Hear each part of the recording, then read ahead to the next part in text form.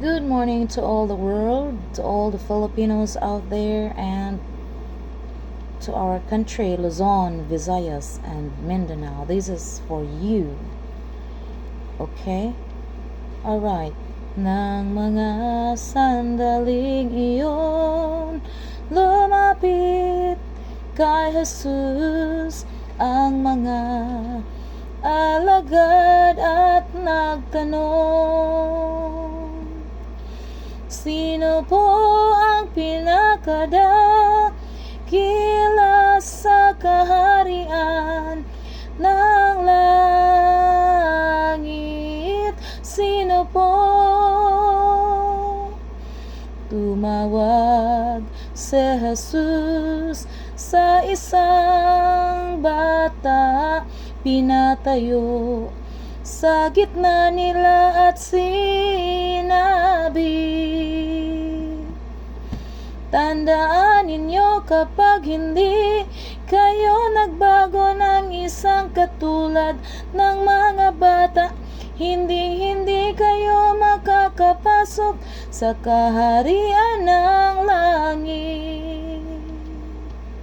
Ang sinumang nagpapakababa na gaya ng isang bata ay siya ang pinakadakila sa kaharian ng langit. Ang sinumang tumatanggap sa isang batang katulad nito, alang-alang sa akin, ako ang kanyang tinatanggap. Ang sinumang tumatanggap sa isang batang katulad nito, alang-alang sa akin, ako ang kanyang tinatanggap. Tandaan ninyo kapag hindi kayo nagbago ng isang katulad ng mga bata, hindi kayo makakapasok sa kaharian ng langit. Tandaan ninyo kapag hindi kayo nagbago ng isang katulad ng mga bata, hindi kayo makakapasok sa kaharian ng langit. Ang sinumang nagpapakababa na gaya ng isang bata ay siya ang pinakadakila sa kaharian ng langit.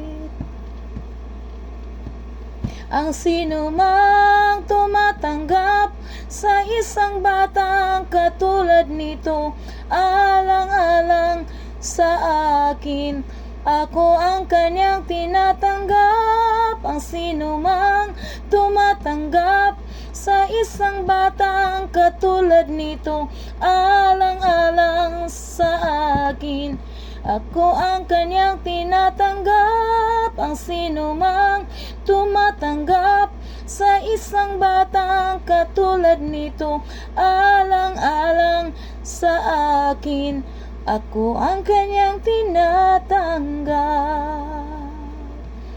Okay, so that one is Tagalog. Now I'm going to sing it in Bisaya. Okay. Apan gipaduol sila ni Jesus og miingon siya, pasagdi ninyo ang mga bata nga modol kanako, ayaw sila pugi, kay ang gingharian sa Dios sa masaw sa kabata, dili makasulod niini. Apan gipaduo sila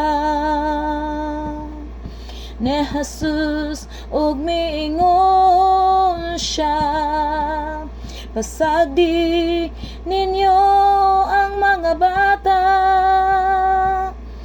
nga modol kana ayaw sila pugni. Kay ang gingharian sa Dios sama sa usa ka bata, dili makasulod niini. Let's learn, okay, together. Apan gipadoo sila ni Jesus og miingon siya, pasag di ninyo ang mga bata nga modol kanako, ayaw sila pugni. Kay ang gingharian sa Dios sama sa usa ka bata, dili makasulod niini. Alright, now I'm going to sing it in English. Okay, let's learn together. Let the little children come to me. Never send them away, for the kingdom of God belongs to men who have heard us, trusted us, these little children. And anyone who doesn't have their kind of faith will never be into God's kingdom's gate. Let the little children come to me. Never send them away, for the kingdom of God belongs to men who have heard us, trusted us, these little children. And anyone who doesn't have their kind of faith will never be into God's kingdom's gates. Let the little children come to me. Never send them away, for the kingdom of God belongs to men who have heard us, trusted us, these little children. And anyone who doesn't have their kind of faith will never be into God's kingdom's gates. Alright, that is my creation of my original music, biblically based. Okay, I'm going to give you little explanation about this song. Okay, Jesus teaches that humility like that of a child is essential for entering the kingdom of heaven.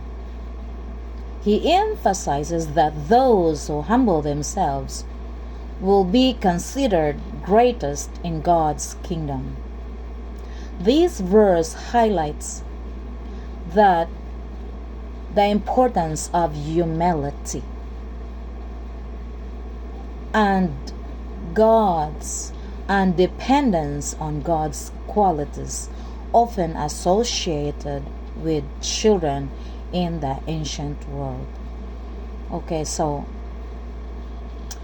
Jesus always used parables, not parables, example. The kingdom of God is like little children. Why? Because children are very humble spirit. When they do something bad or wrong from their mom and dad, they will not, hindi sila magtatanim ng galit sa iyo, right? Kaya, you come to the kingdom of God, totally humble, reason out to God, I am like this, so I'm sorry for all what I've done. I humble like a child, and receive me into your kingdom. Sorry for all what I've done, and now I'm coming to you like a child, humble like a child. Forgive me, God. This is what you are going to do. Yeah? If